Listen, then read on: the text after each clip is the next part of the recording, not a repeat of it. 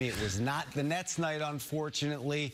No. Basically, one of the main problems for this team tonight, Jimmy, shooting from downtown just didn't have it tonight for Brooklyn. 19% was the number. It's not going to get it done regardless, Chris. But you know what I saw really in these two teams, especially in the first half? I saw two teams that were coming back from the All-Star break. They looked sluggish. They couldn't get their rhythm at the offensive end of the floor. Easier, obviously, to play defense compared to getting your offensive flow. And it wasn't just one guy on the Nets. It was kind of collective effort there where nobody just seemed to really have a good flow at the offensive end. They did make a run in that fourth quarter. Unfortunately, though, that's when the backcourt started to pick up some steam for the Blazers. You know, another key point to this one tonight, Jimmy, Kenny Atkinson mentioned it in his pregame comments. It was the Nets rebounding, specifically on the defensive side of the ball.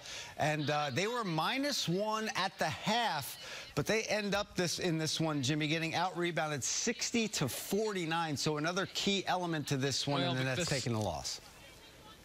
Yeah, the center combination was just too much for them. You know, the way they were mixing it up for the Blazers, they just occasionally they'd post them up, they'd go to the offensive glass. They just couldn't really handle the offensive combination of the two of those players.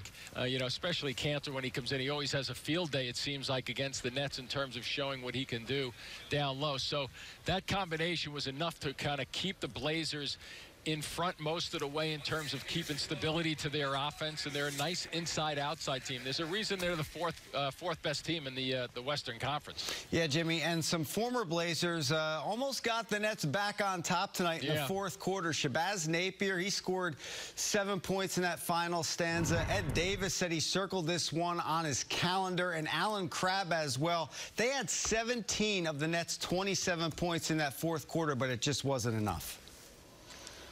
No, it wasn't, Chris. And the thing about it was that was from the start of the fourth quarter to about the 6-minute mark, that team that the Nets had in there were playing pretty well, and they started to ignite a little bit of a run. The problem with it was that those bench guys who played very, very well, I agree with Kenny Atkinson, he couldn't let them play the entire quarter. They needed to hopefully get some of the guys who started this game back into the game to see if they had a little punch for the last 6 minutes. But unfortunately, they really couldn't, other than a D'Angelo Russell three-pointer, which you thought might carry some weight in terms of getting the rhythm and the momentum back. Just not enough against a good Blazers team. Absolutely, Jimmy. Couldn't get that momentum back. However, it was like you and I never had an All-Star break. It was like nothing left there between you two. Just give me some final thoughts on celebrating your partner's 25th year doing the Nets telecasts.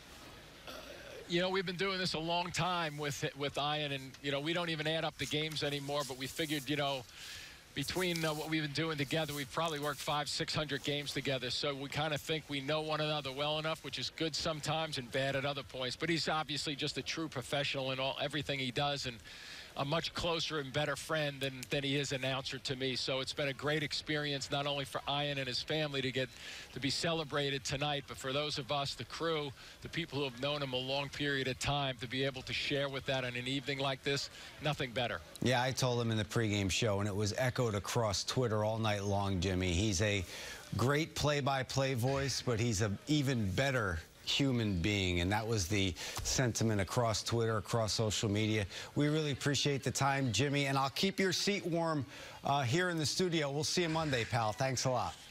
Sounds good. I'm still looking for my cake here, too, Chris. I haven't been able to find it. Save me a piece of that cheesecake, brother.